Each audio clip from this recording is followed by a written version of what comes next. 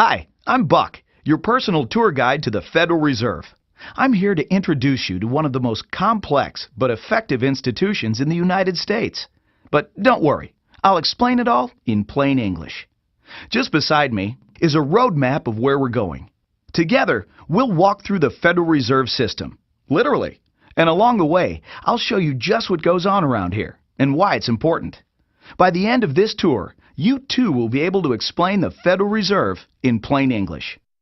There is no other agency of government which can overrule actions that we take. There is no other agency of government which can overrule actions that we take. There is no other agency of government which can overrule actions that we take. That would effectively be a takeover of monetary policy by the Congress, a repudiation of the independence of the Federal Reserve, which would be highly destructive to the stability of the financial system, the dollar, and our national economic situation. The Federal Reserve does not own any gold at all. We have not owned gold since 1934.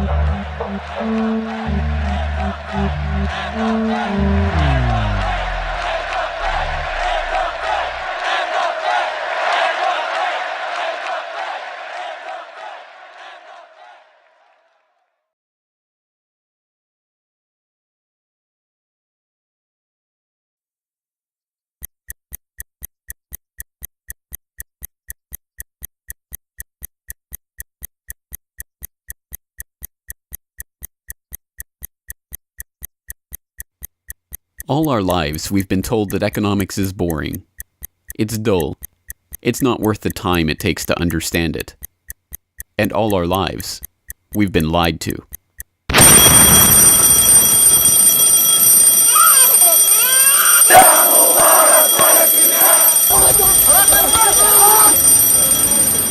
War, poverty, revolution. They all hinge on economics, and economics all rests on one key concept. Money. Money. It is the economic water in which we live our lives. We even call it currency. It flows around us, carries us in its wake, drowns those who are not careful. We use it every day, in nearly every transaction we conduct. We spend our lives working for it, worrying about it, saving it, spending it, pinching it. It defines our social status. It compromises our morals. People are willing to fight, die, and kill for it. But what is it? Where does it come from? How is it created? Who controls it? It is a remarkable fact that, given its central importance in our lives, not one person in 100 could answer such basic questions about money as these. So if you were planning a family, you'd want to know where babies come from. Yeah. And this is a lot about banking. So let me ask you, where does money come from? Where does the money come from? Where does any money? The government prints it. It's printed off. Where does money come from? How is new money created?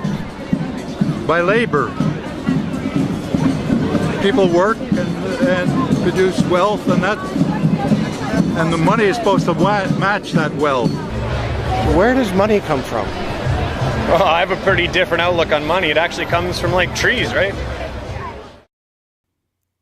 But why is this? How could we be so ignorant about a topic of such importance? Where does money come from is a basic, childlike question. So why is our only response the childlike answer meant as a joke? It grows on trees. Such a profound state of ignorance could not come about naturally. From the time we are children, we are curious about the world and eager to learn about the way it works. And what could lead to a better understanding of the way the world works than a knowledge of money, its creation and destruction? Yet discussion of this topic is fastidiously avoided in our school years and ignored in our daily life. Our monetary ignorance is artificial, a smokescreen that has been erected on purpose and perpetrated with the help of complicated systems and insufferable economic jargon. But it doesn't take an economist to understand the importance of money. Deep down, we all know that the wars, the poverty, the violence we see around us hinges on this question of money. It seems like a 1,000-piece jigsaw puzzle just waiting to be solved. And it is. The puzzle pieces, taken together, create an image of the Federal Reserve, America's central bank and the heart of the country's banking system. Despite its central importance to the economy, relatively few have heard of it, and fewer still know what it is, despite the bank's attempts at self-description. Our economy runs on a complex system of exchange of goods and services, in which money plays a key part.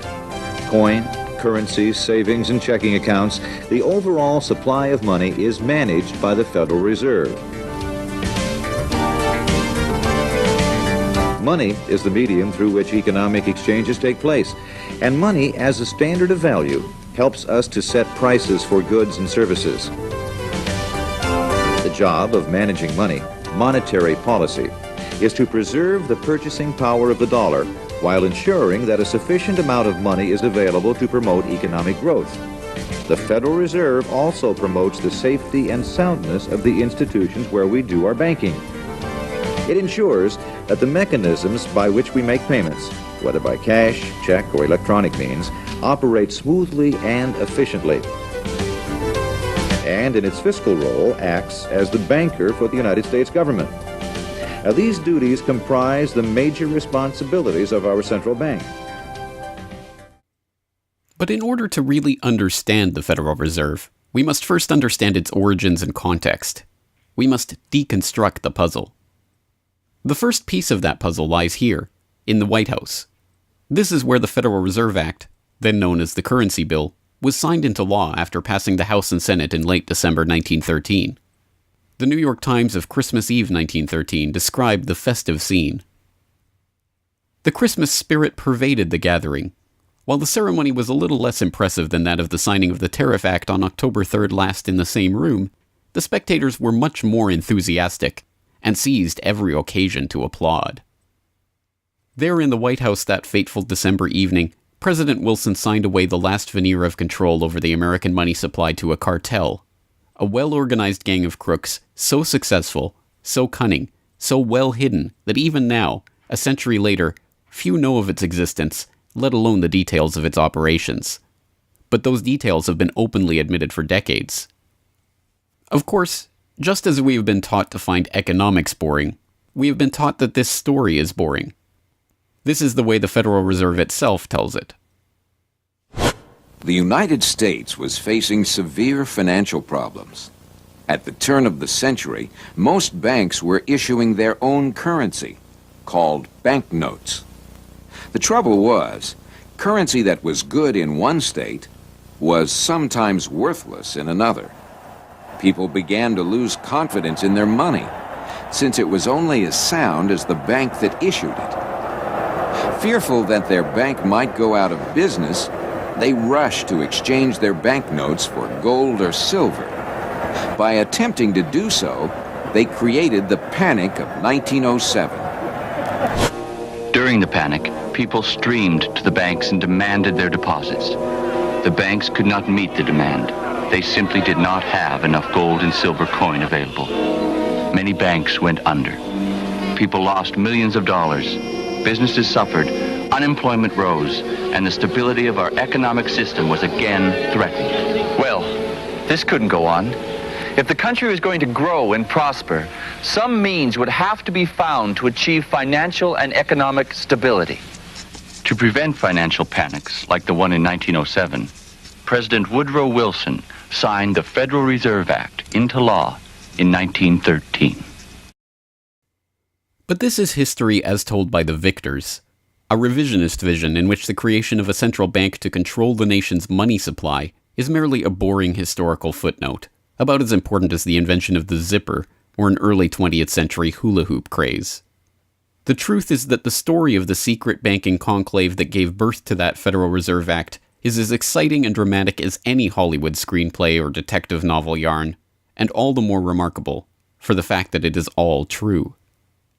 We pick up the story, appropriately enough, under cover of darkness. It was the night of November 22nd, 1910, and a group of the richest and most powerful men in America were boarding a private rail car at an unassuming railroad station in Hoboken, New Jersey.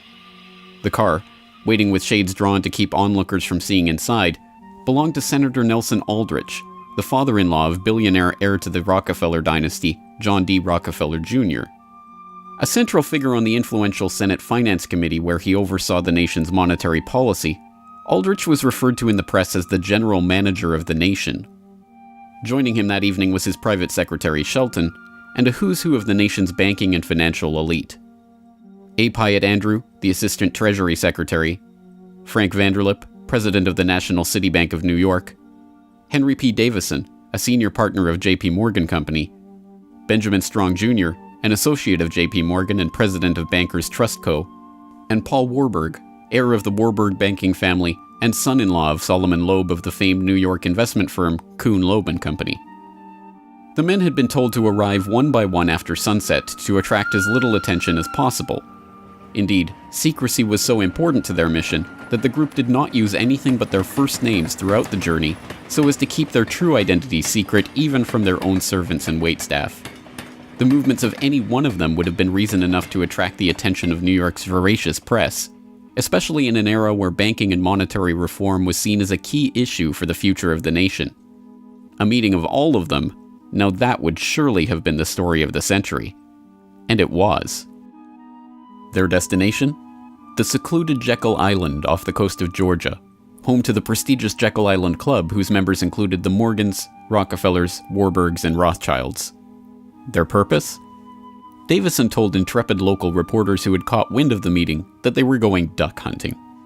But in reality, they were going to draft a reform of the nation's banking industry in complete secrecy. G. Edward Griffin, the author of the best-selling The Creature from Jekyll Island and a longtime Federal Reserve researcher, explains.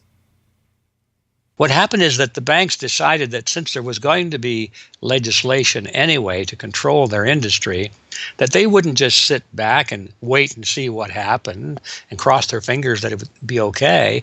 They decided that to do what so many cartels do today, they decided to take the lead, and they would be the ones calling for regulations and reform. They like the word reform, and the American people are suckers for the word reform. You just put that into any corrupt piece of legislation, call it reform, and people say, oh, I'm all for reform, and so they vote for it or accept it. So that's what they were doing. They decided we will reform our own industry. In other words, we will create a cartel, and we will give the cartel the power of government.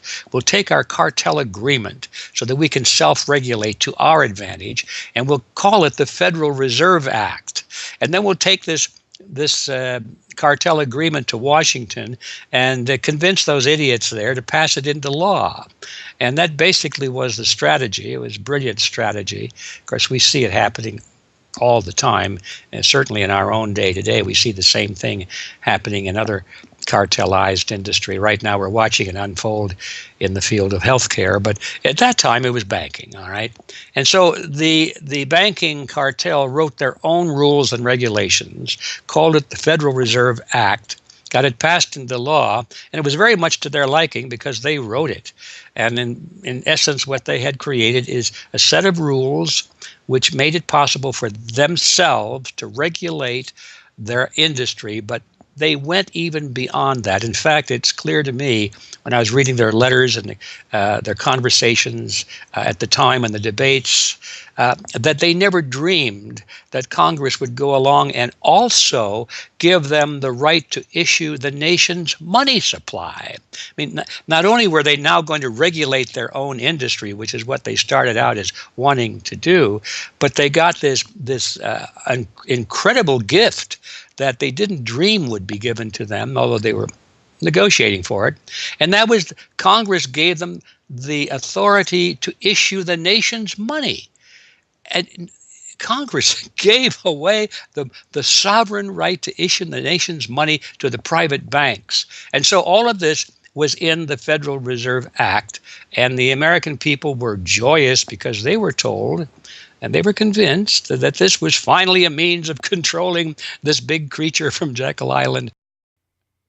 Amazingly enough, they were successful, not just in conspiring to write the legislation that would eventually become the Federal Reserve Act, but in keeping that conspiracy a secret from the public for decades. It was first reported on in 1916 by Bertie Charles Forbes, the financial writer who would later go on to found Forbes magazine. But it was never fully admitted until a quarter century later, when Frank Vanderlip wrote a casual admission of the meeting in the February 9, 1935 edition of the Saturday Evening Post. I was as secretive, indeed as furtive, as any conspirator. I do not feel it is any exaggeration to speak of our secret expedition to Jekyll Island as the occasion of the actual conception of what eventually became the Federal Reserve System. Over the course of their 9 days of deliberation at the Jekyll Island Club, they devised a plan so overarching, so ambitious, that even they could scarcely imagine that it would ever be passed by Congress. As Vanderlip put it, discovery of our plan, we knew, simply must not happen, or else all our time and effort would be wasted. If it were to be exposed publicly that our particular group had got together and written a banking bill, that bill would have no chance whatever of passage by Congress. So what precisely did this conclave of conspirators devise at their Jekyll Island meeting? A plan for a central banking system to be owned by the banks themselves, a system which would organize the nation's banks into a private cartel that would have sole control over the money supply itself. At the end of their 9-day meeting, the bankers and financiers went back to their respective offices content in what they had accomplished. The details of the plan changed between its 1910 drafting and the eventual passage of the Federal Reserve Act, but the essential ideas were there.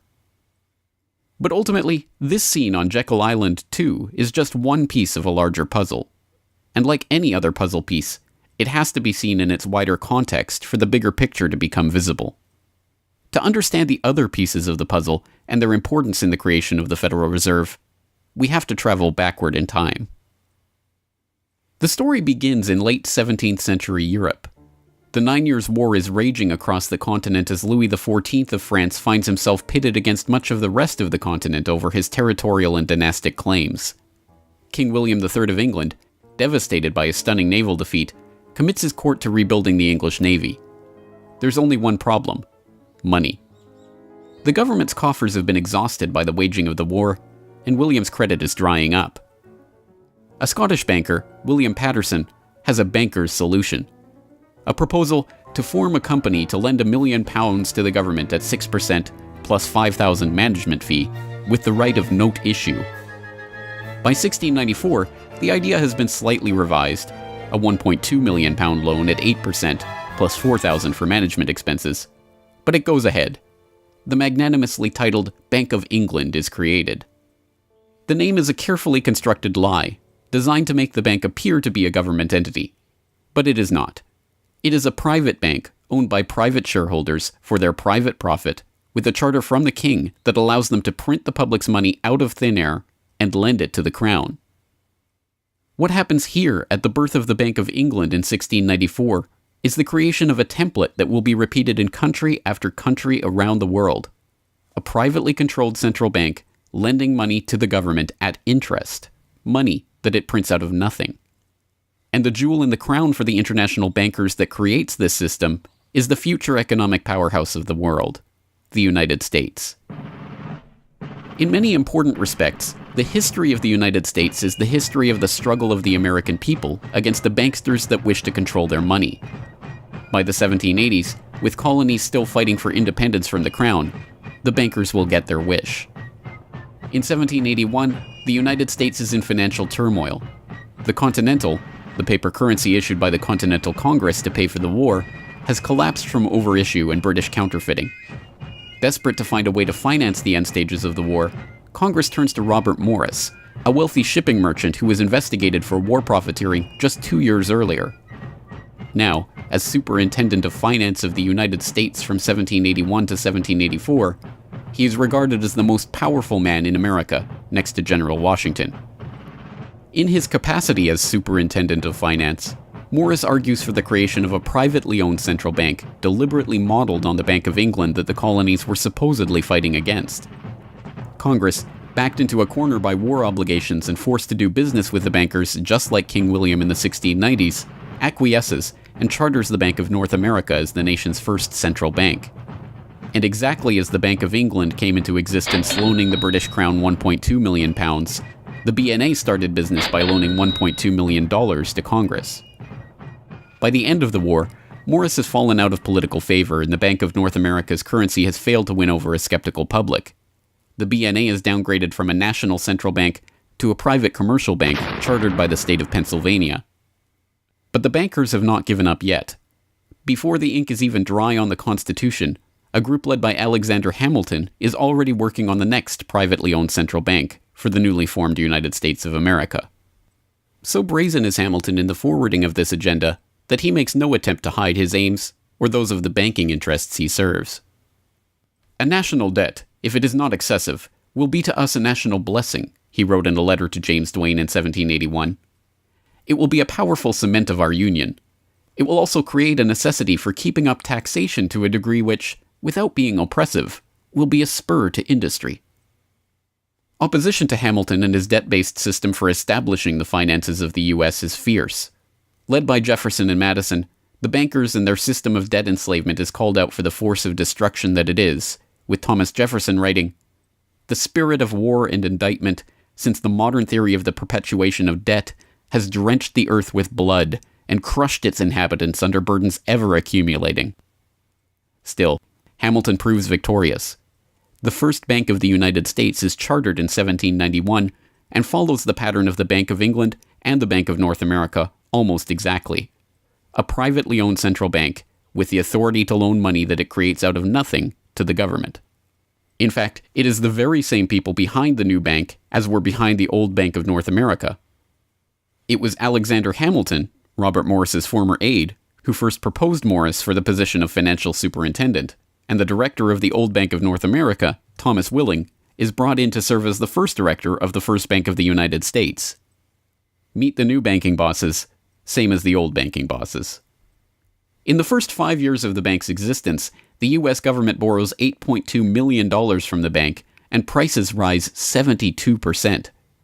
By 1795, when Hamilton leaves office, the incoming Treasury Secretary announces that the government needs even more money and sells off the government's meager 20% share in the bank, making it a fully private corporation. Once again, the U.S. economy is plundered while the private banking cartel laughs all the way to the bank that they created. By the time the bank's charter comes due for renewal in 1811, the tide has changed for the money interests behind the bank. Hamilton is dead, shot to death in a duel with Aaron Burr. The bank-supporting Federalist Party is out of power. The public are wary of foreign ownership of the central bank, and what's more, don't see the point of a central bank in time of peace. Accordingly, the charter renewal is voted down in the Senate, and the bank is closed in 1811. Less than a year later, the U.S. is once again at war with England. After 2 years of bitter struggle, the public debt of the U.S. has nearly tripled from $45.2 million to $119.2 million. With trade at a standstill, prices soaring, inflation rising, and debt mounting, President Madison signs the charter for the creation of another central bank, the Second Bank of the United States, in 1816. Just like the two central banks before it, it is majority privately owned and is granted the power to loan money that it creates out of thin air to the government. The 20-year bank charter is due to expire in 1836, but still in his first term, President Andrew Jackson has already vowed to let it die prior to renewal. Believing that Jackson won't risk his chance for re-election in 1832 on the issue, the bankers forward a bill to renew the bank's charter in July of that year, 4 years ahead of schedule. Remarkably, Jackson vetoes the renewal charter and stakes his re-election on the people's support of his move. In his veto message, Jackson writes in no uncertain terms about his opposition to the bank. Whatever interest or influence, whether public or private, has given birth to this act, it cannot be found either in the wishes or necessities of the executive department, by which present action is deemed premature, and the powers conferred upon its agent not only unnecessary, but dangerous to the government and country. It is to be regretted that the rich and powerful too often bend the acts of government to their selfish purposes.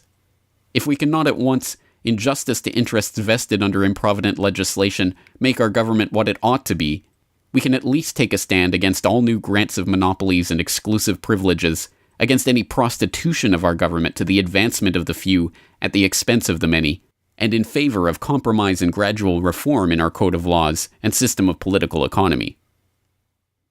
The people side with Jackson, and he's re-elected on the back of his slogan, "Jackson and no bank." The president makes good on his pledge. In 1833, he announces that the government will stop using the bank and will pay off its debt. The bankers retaliate in 1834 by staging a financial crisis and attempting to pin the blame on Jackson, but it's no use. On January 8, 1835, President Jackson succeeds in paying off the debt, and for the first and only time in its history, the United States is free from the debt chain of the bankers. In 1836, the Second Bank of the United States charter expires, and the bank loses its status as America's central bank. It is 77 years before the bankers can regain the jewel in their crown, but it is not for lack of trying. Immediately upon the death of the bank, the banking oligarchs in England react by contracting trade, removing capital from the US, demanding payment in hard currency for all exports, and tightening credit. This results in a financial crisis known as the Panic of 1837, and once again Jackson's campaign to kill the bank is blamed for the crisis. Throughout the late 19th century, the United States is rocked by banking panics brought about by wild banking speculation and sharp contractions in credit. By the dawn of the 20th century, the bulk of the money in the American economy has been centralized in the hands of a small clique of industrial magnates, each with a near monopoly on a sector of the economy. There are the Astors in real estate, the Carnegies and the Schwabs in steel, the Harrimans, Stanfords, and Vanderbilts in railroads, the Millens and the Rockefellers in oil. As all of these families start to consolidate their fortunes, they gravitate naturally to the banking sector. And in this capacity, they form a network of financial interests and institutions that centered largely around one man, banking scion and increasingly America's informal central banker in the absence of a central bank, John Pierpont Morgan. John Pierpont Morgan, or Pierpont as he prefers to be called, is born in Hartford, Connecticut in 1837 to Junius Spencer Morgan, a successful banker and financier. Morgan rides his father's coattails into the banking business, and by 1871 is partnered in his own firm, the firm that was eventually to become J.P. Morgan and Company. It is Morgan who finances Cornelius Vanderbilt's New York Central Railroad. It is Morgan that finances the launch of nearly every major corporation of the period, from AT&T to General Electric to General Motors to DuPont. It is Morgan who buys out Carnegie and creates the United States Steel Corporation, America's first billion-dollar company. It is Morgan who brokers a deal with President Grover Cleveland to save the nation's gold reserves by selling $62 million worth of gold to the Treasury in return for government bonds. And it is Morgan who, in 1907, sets in motion the crisis that leads to the creation of the Federal Reserve. That year, Morgan begins spreading rumors about the precarious finances of the Knickerbocker Trust Company, a Morgan competitor and one of the largest financial institutions in the United States at the time. The resulting crisis, dubbed the Panic of 1907, shakes the U.S. financial system to its core. Morgan puts himself forward as a hero, boldly offering to help underwrite some of the faltering banks and brokerage houses to keep them from going under. After a bout of hand-wringing over the nation's finances, a congressional committee is assembled to investigate the Money Trust, the bankers and financiers who brought the nation so close to financial ruin and that wield such power over the nation's finances. The public follows the issue closely, and in the end a handful of bankers are identified as key players in the Money Trust's operations, including Paul Warburg, Benjamin Strong Jr., and J.P. Morgan. Andrew Gavin Marshall, editor of the People's Book Project, explains. At the beginning of the 20th century, there was an investigation following the greatest of these financial panics, which was in 1907. And this investigation was on what was called the Money Trust, which found that three banking interests, J.P. Morgan, National City Bank, and the Citibank of New York, I believe it was, basically controlled the entire financial system. So three banks. And the public hatred towards these institutions was unprecedented. There was an overwhelming consensus in the country for establishing a central bank, but there were many different interests in pushing this, and everyone had sort of their own specific purpose behind advocating for a central bank. So to represent the most people, you had farmer interests, populists, progressives, who were advocating a central bank because they couldn't take the recurring panics, but they wanted government control of a central bank. They wanted it to be exclusively under the public control because they despised and feared the New York banks as wielding too much influence. So for them, a central bank would be a way to curb the power of these private financial interests. On the other hand, those same financial interests were advocating for a central bank to serve as a source of stability for their control of the system, also to act as a lender of last resort to them, and so that they would never have to face a collapse, but also in order to exert more control through a central bank. The private New York banking community wanted a central bank under the exclusive control of them. There's a shocker.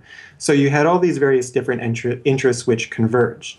Of course, the most influential happened to be the New York financial houses, which were more aligned with European financial houses than they were with any other element in American society. The main individual behind the founding of the Federal Reserve was Paul Warburg, who was a partner with Kuhn, Loeb and Company, European banking house. His brothers were prominent bankers in Germany at that time, and he had, of course, close connections with every major financial and really big industrial firm in the United States, and most of those existing in Europe. And he was discussing all these ideas with his fellow compatriots in advocating for a central bank. In 1910, Warburg got the support of a senator named Senator Aldrich, whose family later married into the Rockefeller family. Again, I'm sure just a coincidence, but Aldrich invited Warburg and a number of other bankers to a private secret meeting on Jekyll Island, just off the coast of Georgia, where they met in 1910 to discuss the construction of a central bank in the United States, but one which, of course, would be owned and serve the interests of the private bankers. Aldrich then, in 1911, presented this as the Aldrich Plan or the Aldrich Bill in the U.S. Congress, and it was actually voted out. The public, suspicious of Senator Aldrich's banking connections, ultimately reject the Jekyll Island Cabal's Aldrich Plan. The cabal does not give up, however. They simply revise and rename their plan, giving it a new public face, that of Senator Robert Owen and Representative Carter Glass. In the end, the money trust that was behind the Panic of 1907 uses the public's own outrage against them to complete their consolidation of control over the banking system. The newly retitled Federal Reserve Act is signed into law on December 23, 1913, and the Fed begins operations the next year.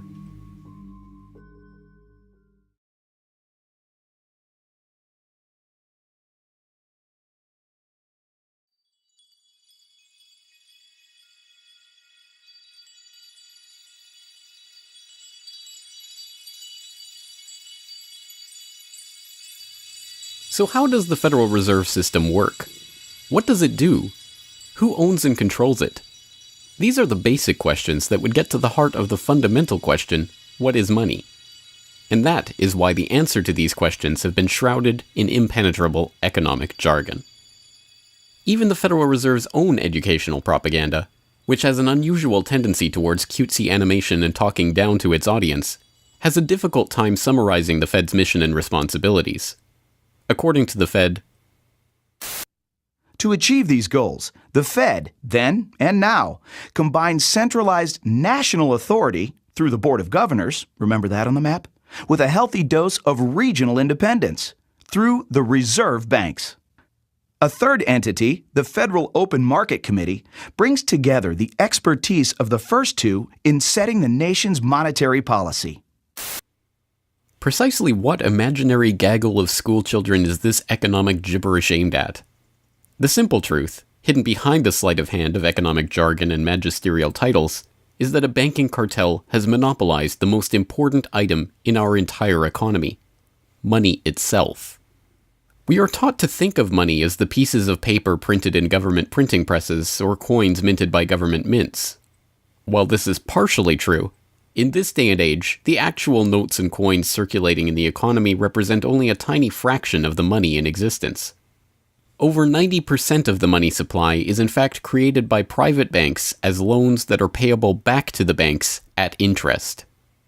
Although this simple fact is obscured by the wizards of Wall Street and gods of money who want to make the money creation process into some special art of alchemy carefully overseen by the government, the truth is not hidden from the public. In December 1977, the Federal Reserve Bank of New York published another of its dumbed-down cartoon-ridden information pamphlets for the general public, attempting to explain the functions of the Federal Reserve System. There in black and white, they carefully explain the money creation process. Commercial banks create checkbook money whenever they grant a loan, simply by adding new deposit dollars to accounts on their books in exchange for a borrower's IOU. Banks create money by monetizing the private debts of businesses and individuals. That is, they create amounts of money against the value of those IOUs. There it is, in plain English.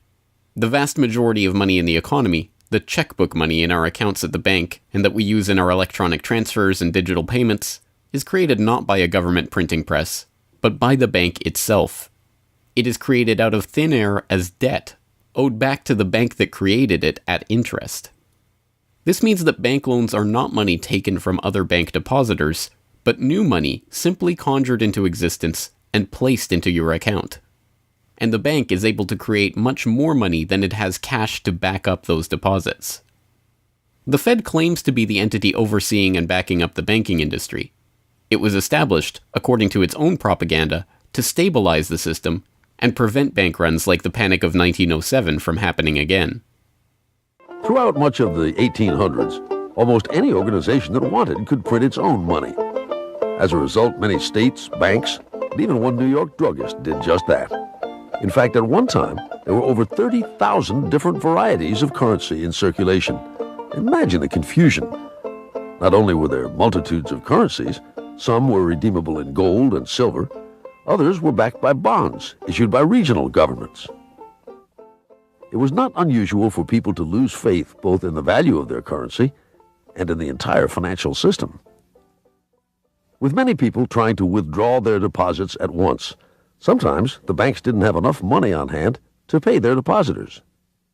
Then, when the funds ran out, the banks suspended payment temporarily, and some even closed. People lost their entire savings, and sometimes regional economies suffered. Obviously, something had to be done.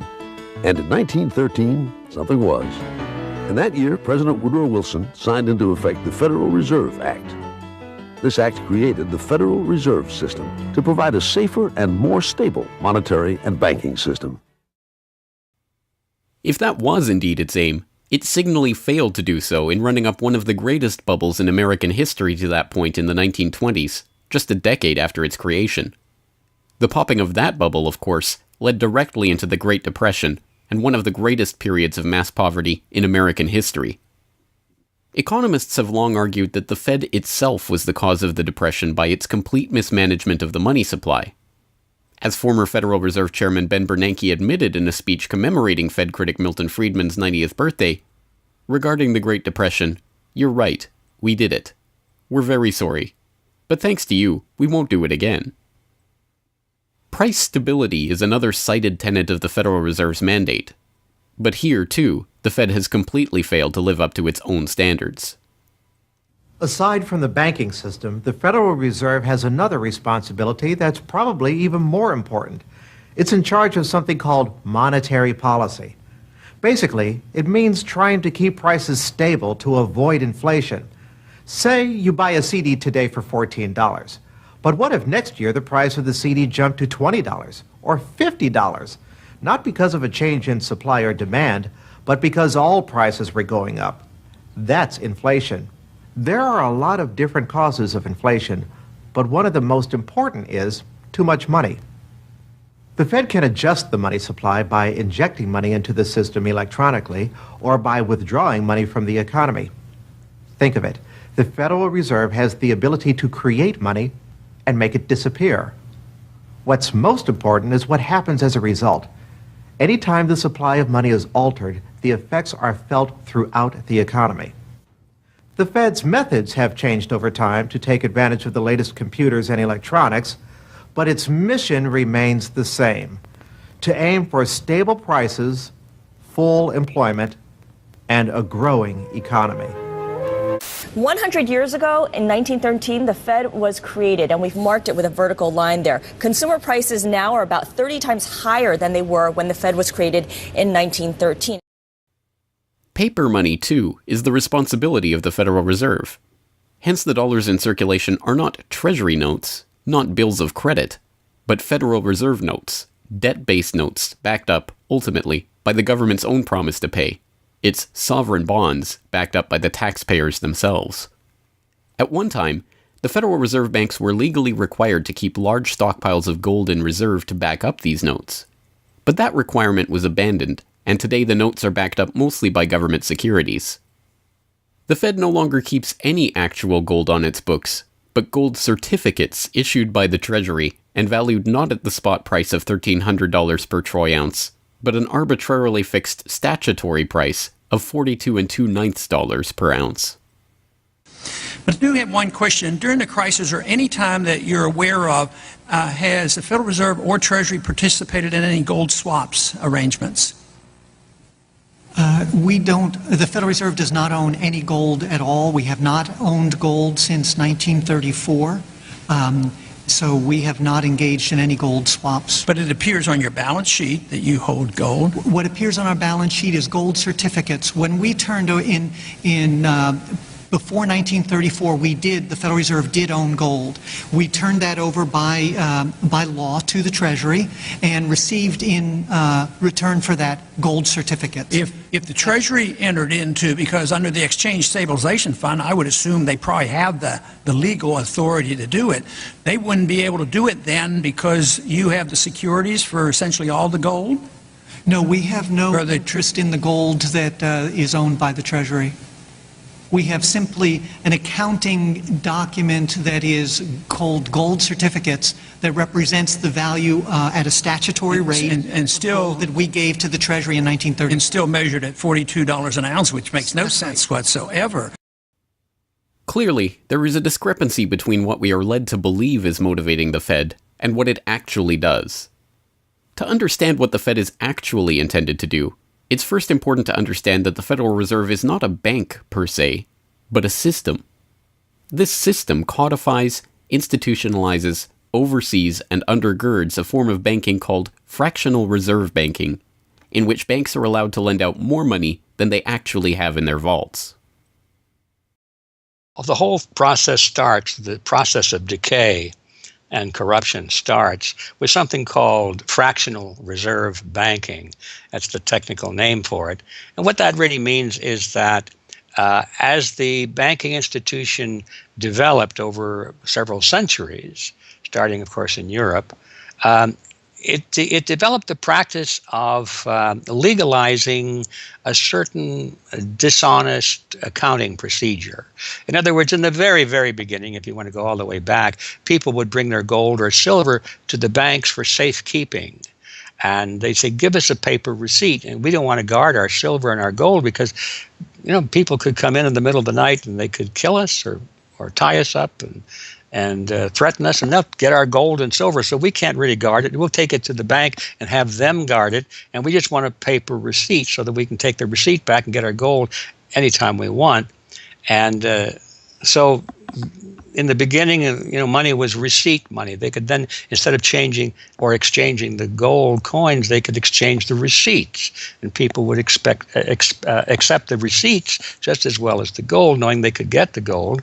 And so these paper receipts being circulated were, in essence, the very first examples of paper money.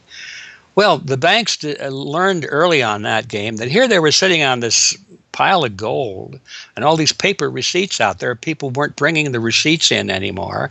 Very few of them, maybe 5%, maybe 7% of the people would bring in their paper receipts and ask for the gold.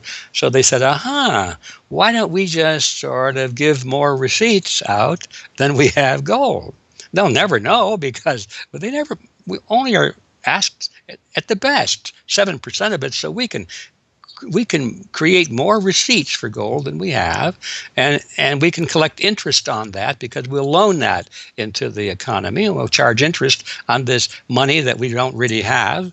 And it's a pretty good gimmick, don't you think? And they, well, yeah, of course. And so that's how fractional reserve banking started. And now it's institutionalized, and they teach it in school. No one ever questions the integrity of it or the ethics of it. They say, well, that's the way banking works. And isn't it wonderful that we now have this flexible currency and we have prosperity and all of this sort of thing? So it all starts with this concept of fractional reserve banking. The trouble is with that is it works most of the time, but every once in a while, there are a few ripples that come along that are a little bit bigger than the other ripples, and maybe one of them is a wave, and more than 7% will come in and ask for their gold. Maybe 20% will come in, or 30%. And well, now the banks are embarrassed because the fraud is exposed. They say, well, we don't have your gold. What do you mean you don't have my gold? I gave it to you and put it on deposit, and you said you'd safeguard it. Well, we don't have it. We loaned it out. So then the word gets out, and everybody and their uncle comes and lines up for their gold. And of course, they don't have it, and the banks are closed. They have bank holidays, and the banks are embarrassed. They go out of business. People lose their savings, and you have these terrible banking crashes that were ricocheting all around the world prior to this time. And that's what caused the concern. One of the things that caused the concern of the American people, they didn't want that anymore. They wanted to put a stop to that. And that was the whole purpose, supposedly, of the Federal Reserve System, was to put a stop to that. But since the people who designed the plan to put a stop to it were the very ones who were doing it in the first place, you can not be surprised that their solution was not a very good one insofar as the American people were concerned. Their solution was to expand it. Not to control it, but to expand it. See, prior to that time, this little game of fractional reserve banking was localized at the state level. Each state was doing its own little fractional reserve banking system. Each state, in essence, had its own Federal Reserve. Central banks were authorized by state law to do this sort of thing, and that was causing all this problem. And so the Federal Reserve came along and said, well, no, we're not going to do this at the state level anymore because look at all the problem it's causing. We're going to consolidate it all together, and we're going to do it at the national level. The key to this system, of course, is who controls this incredible power to regulate the economy by setting reserve requirements and targeting interest rates. The answer to this question, too, has been deliberately obscured. The Federal Reserve System is a deliberately confusing mishmash of public and private interests, reserve banks, boards and committees, centralized in Washington and spread out across the United States. So you have the Federal Reserve Board in Washington, appointed by the president. That's the only part of this system that is directly dependent upon the government for input. That's the federal part, that the government, the president specifically, gets to choose a few select governors. The 12 regional banks, the most influential of which is the Federal Reserve Bank of New York, essentially based in Wall Street to represent Wall Street, is representative of the major Wall Street banks who own shares in the private, not federal, but private Federal Reserve Bank of New York. All the other regional banks are also private banks. They vary according to how much influence they wield, but the Kansas City Fed is influential, the St. Louis Fed, the Dallas Fed. But the New York Fed is really the center of this system. And precisely because it represents the Wall Street banks who appoint the leadership of the New York Fed. So the New York Fed has a lot of public power, but no public accountability. It has no oversight. It does not answer to Congress the way that the chairman of the Federal Reserve Board of Governors does. And even then, the chairman of the Fed, of the Federal Reserve Board, who is appointed by the president, does not answer to the president. He does not answer to Congress. He goes to Congress to testify, but the policy that they set is independent. So they have no input from the government. The government can't tell them what to do, legally speaking. And of course, they don't. Do you think it would cause problems for the Fed or for the economy if that legislation was to pass? My concern about the legislation is that if the GAO is auditing not only the operational aspects of our programs and the details of the programs, but is making judgments about our policy decisions that would effectively be a takeover of monetary policy by the Congress, a repudiation of the independence of the Federal Reserve, which would be highly destructive to the stability of the financial system, the dollar, and our national economic situation. The Federal Open Market Committee is responsible for setting interest rates. Now, this committee, which is enormously powerful, has as its membership the governor and vice chair of the Federal Reserve Board. But the Federal Open Market Committee, most of the membership is the presidents of the regional Federal Reserve banks representing private interests. So they have significant input into setting the interest rates. Interest rates are not set by a public body, they're set by private financial and corporate interests. And that's whose interests they serve, of course. The reason that the Federal Reserve goes to such great lengths to make its organizational structure as confusing as possible is to cover up the massive conflicts of interest that are at the heart of the system. The fact is that the Federal Reserve System is comprised of a board of governors, 12 regional banks, and an open market committee. The privately owned member banks of each Federal Reserve Bank vote on the majority of the Reserve Bank's directors, and the directors vote on members to serve on the Federal Open Market Committee, which determines monetary policy.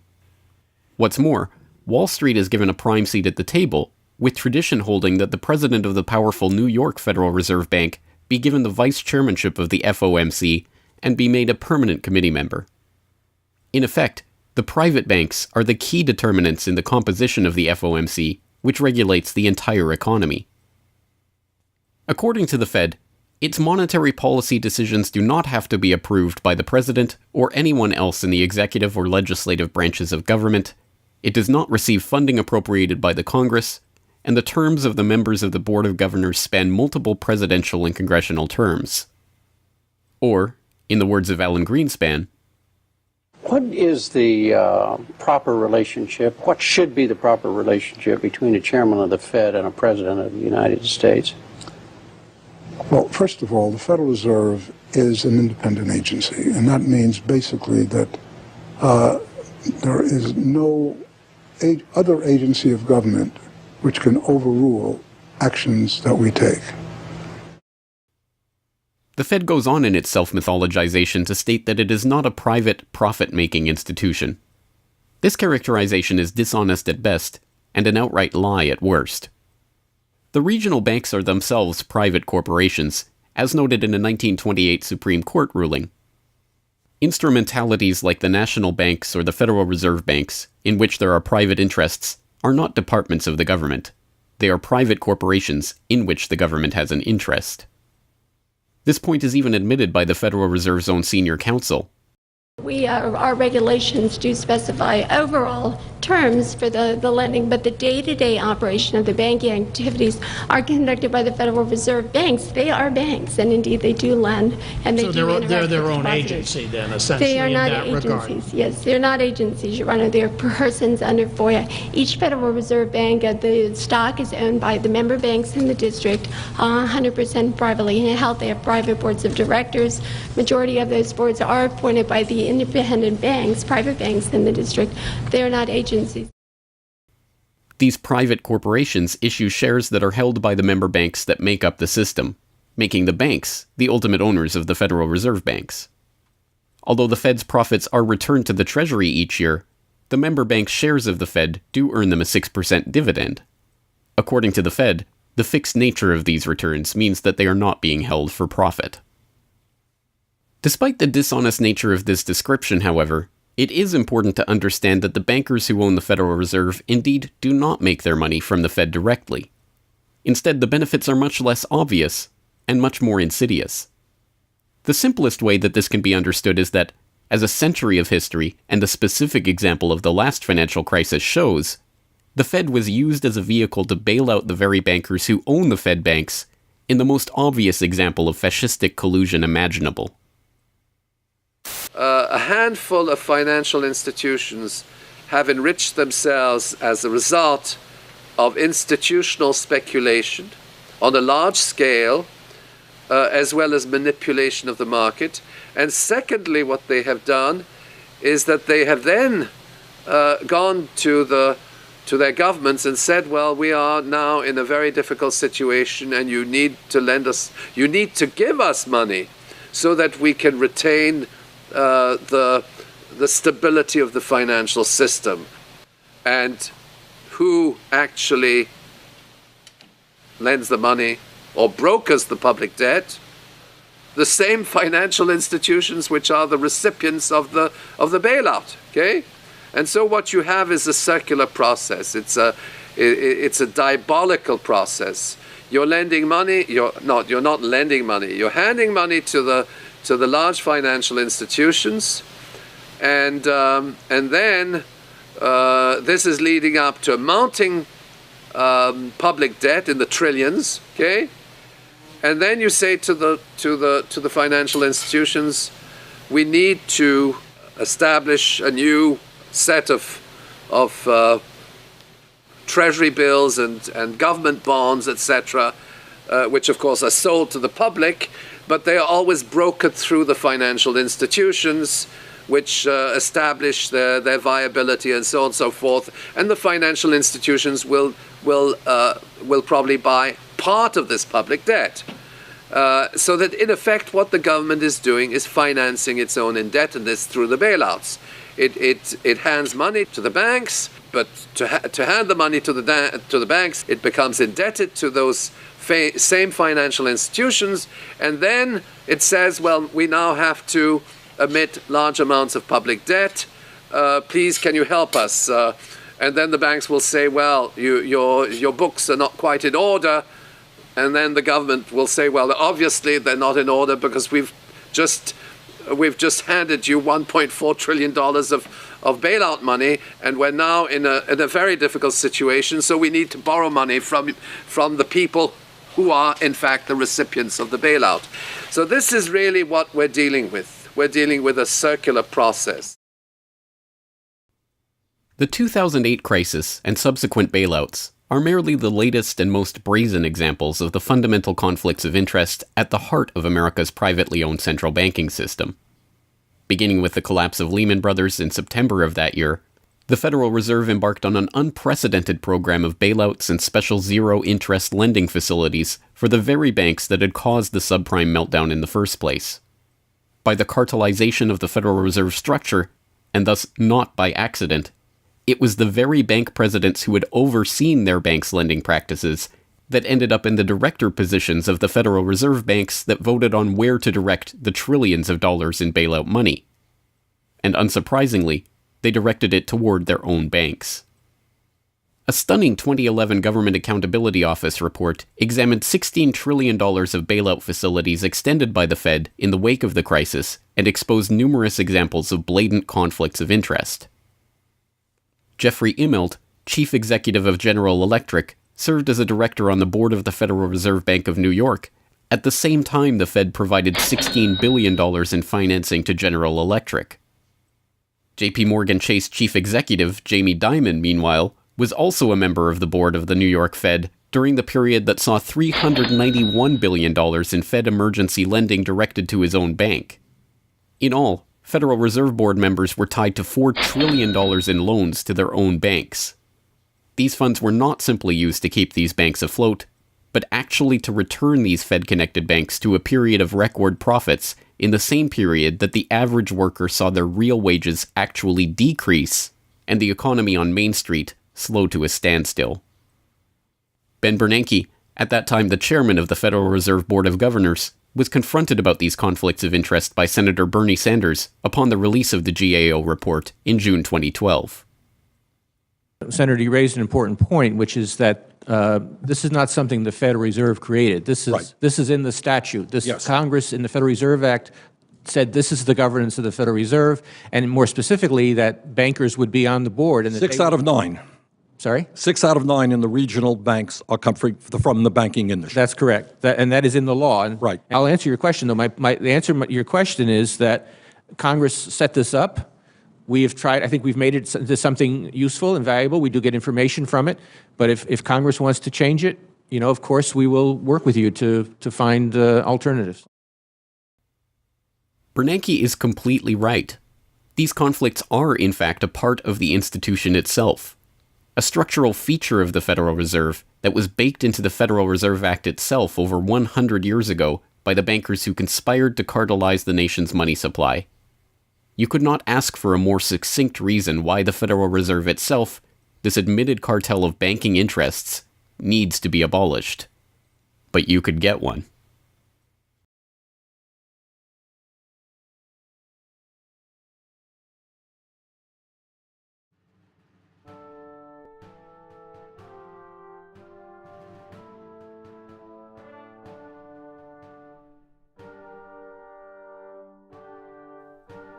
We now know that for centuries, the people of the United States have been at war with the international banking oligarchs.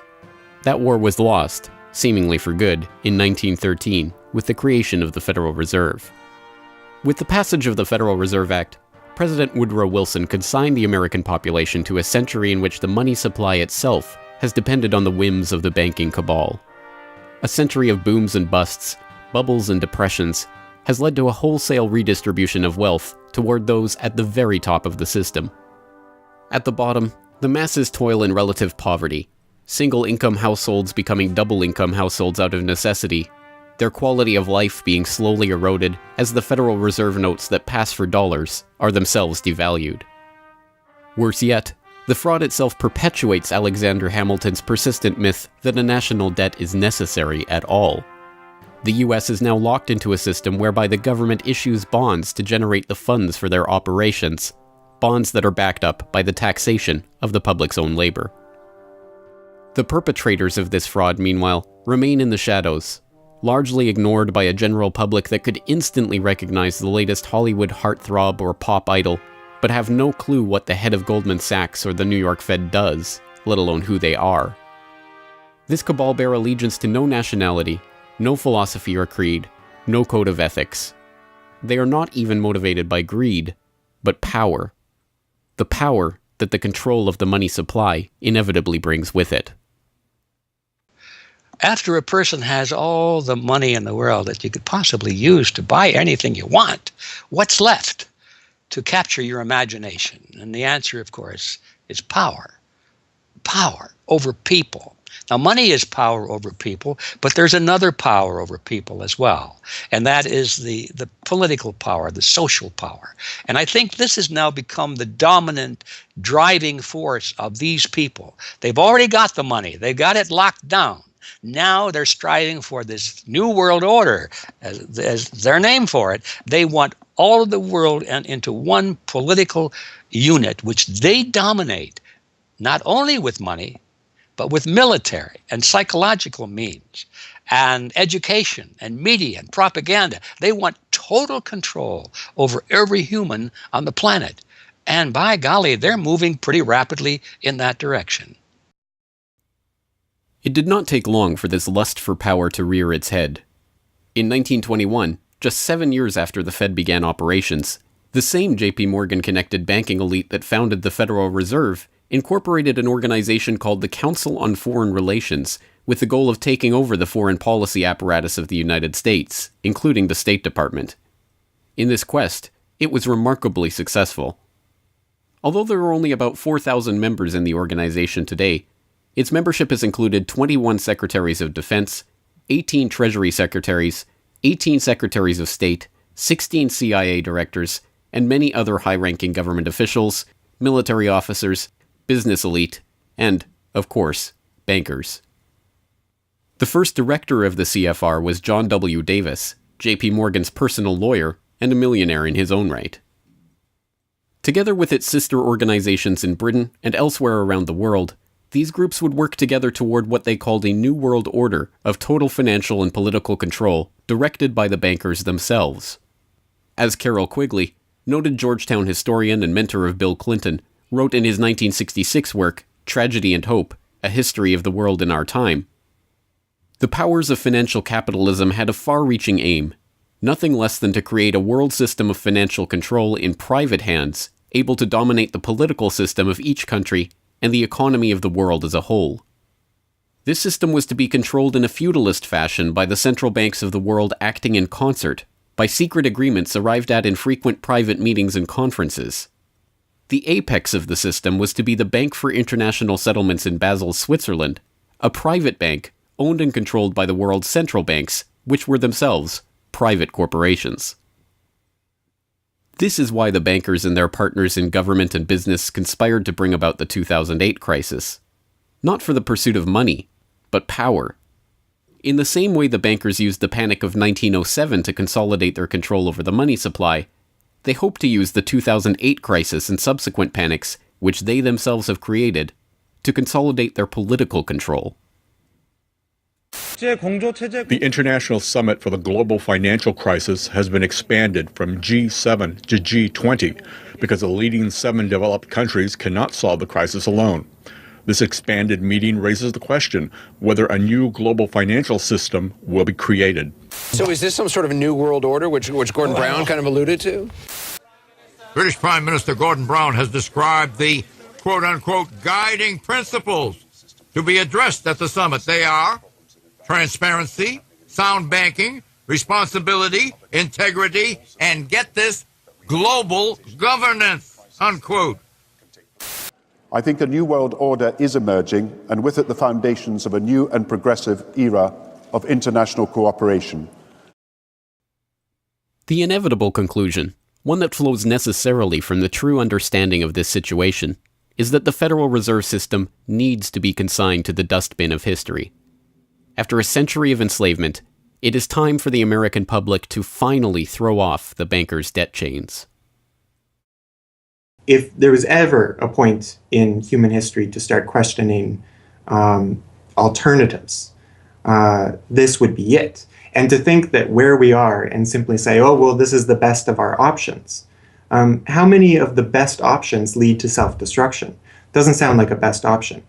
I think that with a world of 7 billion people, we can probably come up with something better than a system in which a few thousand people benefit so much at the expense of everything else on this world, and at the expense of the potential for the future of mankind. They're leveraging our future. And so long as we accept this way of thinking, so long as we accept these institutions as having dominance, that's the direction we'll be going. So I think reform is a good way to try and stall and to push back directly against the expanding and evolving power structures. But a radical change is what's really needed, and that has to be built from the bottom up. But I think that these two processes can and should go together in parallel. If you've made it this far, congratulations. You are now better informed on the economic history of the United States and the truth about the Federal Reserve than 99% of the population. If you do nothing else, then just working to get those around you educated on this information alone will have a profound effect. Once they learn of the scam, many are motivated to do something about it, and they, in turn, inform others. This is the viral nature of suppressed truth, and it is the reason that more people are aware of and energized by the issue of the Federal Reserve and the nature of money than ever before. Perhaps even more amazingly, this movement is spreading to other parts of the globe. Recognizing the interlocking nature of the modern global economy and the international nature of the banking oligarchy, movements to abolish the Federal Reserve have sprung up in Europe, where protests against the cartelized central banking system are taking place in over 100 cities, attracting 20,000 people on a weekly basis.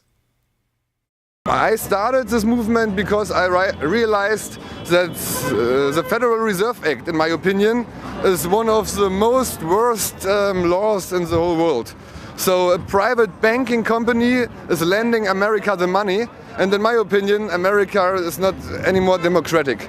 The Federal Reserve tells the government what to do, and that's a problem. It's a very big problem, especially in the US. Why is it a global issue, and why are people doing it here in Germany? Because when you realize that this finance system, it's a global system, you have to go to the really beginning of the system. And in my opinion, it's also the World Bank and the International Fund of Currencies and stuff like this. But at the beginning of all this is a law from 1913. Woodrow Wilson signed it. And this is the beginning of all this hardcore capitalism we are suffering right now from. And the only way to stop this is maybe to break this law. But what if the burgeoning movement to end the Fed is successful? What system do people propose as the answer? There have been several proposals along different lines by various researchers. Some argue for a return to America's colonial roots of debt-free money issued by state-run banks, pointing to the Bank of North Dakota as one already functioning, successful model of this approach. We've had two banking systems ever since the 1860s, with the state bank system and the federal bank system. And the federal bank system are the big Wall Street banks, particularly. They dominate the federal system. So they're taking over right now. I mean, in California, we don't even have any local banks where I am. They're now, we had two, and I had accounts in both of them, and they're now, one of them is Chase Bank, and the other is U.S. Bank. So they're both big Wall Street banks now. They've been taken over. So if you can keep, it's the local banks that have an interest in serving the local business. The big banks have no interest in making loans to local business. It's too risky. Why should they bother? They've got this virtually free money they can get from the Fed and from each other, and it's much more lucrative to them either to speculate in commodities or other things abroad, or what works very well for them is to buy long-term government bonds at 3%, because these have no capital requirement. The capital requirement for government bonds are zero. So they can buy all of those that they want. Whereas if they buy, let's say, mortgages, or if they make loans for mortgages, or they make loans to businesses, then they have to worry about their capital requirement. And as soon as they've used up all their capital, in other words, $8 of capital will get you $100 of loans, then they can't make any more loans. They have to wait for 30 years till those loans get paid off. So what they do, if they do buy mortgages, is sell them off to investors. And so that was the whole mortgage-backed securities scam that we've seen. They had no motivation to make sure that these borrowers were actually sound borrowers. They just wanted to make a sale, so they sold the stuff to the unwary investors who might be somebody in Iceland or Sweden or pension funds. Yeah, so that didn't work out so well. So a state bank with the partnering with the local banks can provide the capital, can help them with capital. In North Dakota, the state bank guarantees the loans of the local banks, allowing them to make much bigger loans than they could otherwise. And the state bank provides liquidity to the small banks. That's why the small banks, the local banks, aren't making loans to small business right now, because they don't know that they can get money from the other banks as needed. The way banking works is they make the loan first. I mean, if you have credit lines to many different businesses, and if they all hit up their credit lines at once, you're going to run out of money. So you don't dare do that unless you know that you can get short-term loans from the other banks. And what's happening right now, even though there's $1.6 trillion in excess reserves sitting on the books of the big banks, they're not available to the little banks. And the reason is because the Fed is paying 0.25% interest on those reserves. So the banks have no incentive to lend them to the little banks. Why let go of them when you can make just as much keeping them, and then you still have your reserves, and you can use them as collateral to buy bonds or something that'll make you more money. So the whole system is messed up. And in North Dakota, the Bank of North Dakota provides the liquidity for these local banks. Others advocate a decentralized system of alternative and competing currencies that greatly reduce or even eliminate altogether the need for a central bank. Well, 22 years ago in Ithaca, New York, I noticed that a lot of people, friends particularly, had skills and time that were not being employed or respected by the prevailing economy. And while we had much desire to create things and trade them with each other, and many services we could provide to each other. We didn't have the money. So, since I have a background in graphic design, journalism, and arrogance, I went to my computer and designed paper money for Ithaca, New York. Designed pretty colorful money, with pictures of children, waterfalls, and trolley cars, and denominated in hours of labor. 1 hour note, half hour, quarter, eighth hour note, 2 hour note, and then began to issue to each of the pioneer traders who had agreed to be listed in the directory a specific starter amount. And the game began. An hour has been worth an hour of basic labor, or $10 US, which at that time, 20 years ago, was double the minimum wage. People who usually expect more than $10 per hour of their service can charge multiple hours per hour, but the denomination puts between us as residents of our community that reminder that we are fellow citizens, not merely winners or losers scrambling for dollars. And it introduces us to each other on the basis of these skills and services that we have, that we are more proud to provide for each other than often is the case with a conventional job, just the stuff we have to do to get the money to pay the bills. So through that trading process, that more intimate scale process within the community, we're more easily able to become friends and lovers and political allies. It's an inspiring story, and tell people about how much money has circulated through this community. I mean, it's important for people to understand just how successful this has been. Because we're not a computer system, we don't have a specific volume of trading recorded, but by the grapevine, by phone surveys, and over the years watching the money move, we were able to guess very reliably at several $1 million equivalent of this money has transacted over those years, making loans without charging interest up to $30,000 value, which is the fundamental monetary revolution in our system. Then as well, making grants of the money to over 100 community organizations. Some argue for currencies whose mathematical nature prevent them from being merely conjured into existence whenever a federal government wants to wage another war of aggression or forge another link in the seemingly endless train of governmental tyranny and abuse. What people have to understand about Bitcoin is that it's a completely decentralized network. There's no central server, there's no controlling company, there's no office. It's just free software that anyone can download and start running on their computer anywhere in the world. And that the Bitcoins themselves can be transferred to or from anyone, anywhere in the world. And it's impossible for any bank or government or entity to block you from sending or receiving those Bitcoins. There's a limited supply of those Bitcoins. There will never, ever, ever be more than 21 million Bitcoins. And so because, like everything, the price is set based on supply and demand, because the supply of Bitcoins is limited and the demand is increasing as more and more people start to use them and more websites start to accept them, the price of Bitcoins in terms of dollars is going to have to increase even a lot more than the $500 per Bitcoin that it is today. Are there any drawbacks at all to the idea of using a cryptocurrency?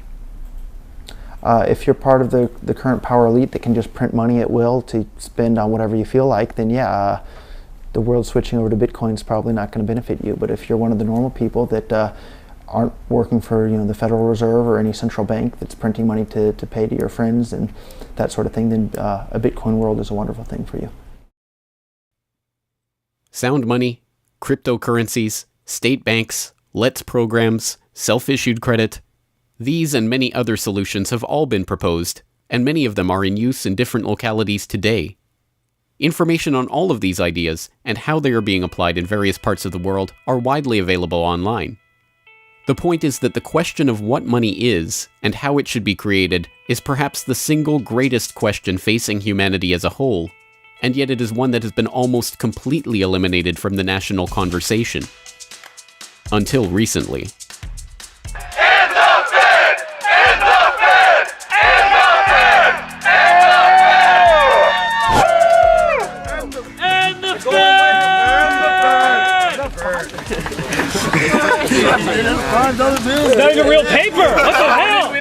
And the Fed! And the Fed! And the Fed! And the Fed!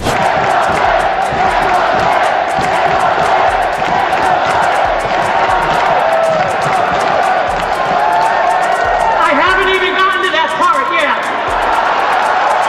We can do it again when I get to that part.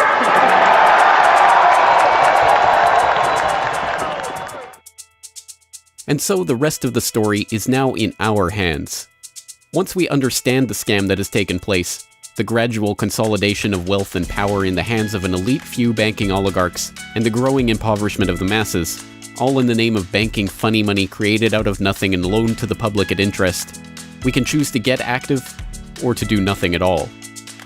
For those who choose to get active, there are some steps that you can take to help change the course of the system. First, follow the links and resources from the transcript of this documentary at corbettreport.com/Federal Reserve to familiarize yourself with the history, the connections, and the functions of the Federal Reserve System. If you can't explain this material to yourself, then you will never be able to teach it to others. Secondly, begin reaching out to others to bring them up to speed on the issue.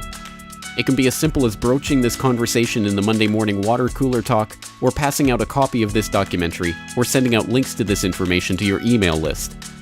Insert this topic into your conversations. When people start talking about the national debt, or the state of the economy, or other political talking points, get them to question the roots of these issues, and why there is a national debt at all. Thirdly, when you are able to find or create a group of like-minded people in your area who are engaged with the issue, start a study group on the issue and its solutions. The study group can help source alternative or complementary currencies in the local area, or, if none exist already, the group can form the basis for a community of local businesses and customers who are willing to start experimenting with ways to wean themselves off of the Federal Reserve notes. Fourthly, use the resources at corbettreport.com, including the Federal Reserve information flyer, or hold DVD screenings, to attract interest in your group and draw others into studying the true nature of the monetary system. The work of building up an alternative to the current system can seem daunting, even at times overwhelming. But it is important to keep in mind that the Federal Reserve System that seems so monolithic today has only been around for 1 century. Central banks have been defeated in America before, and they can be defeated again. The question of how we decide to change this system is not rhetorical. It will either be answered by an informed, engaged, active population working together to create viable alternatives and to dismantle the current system, or it will be answered by the same banking oligarchy that has been controlling the money supply, and indeed the lifeblood of the country, for generations. Now, 1 century after the creation of the Federal Reserve System, we have a choice to make. Whether the next century, like the one before it, will be a century of enslavement, or, transformed by the actions and choices that we make in the light of this knowledge, a century of empowerment.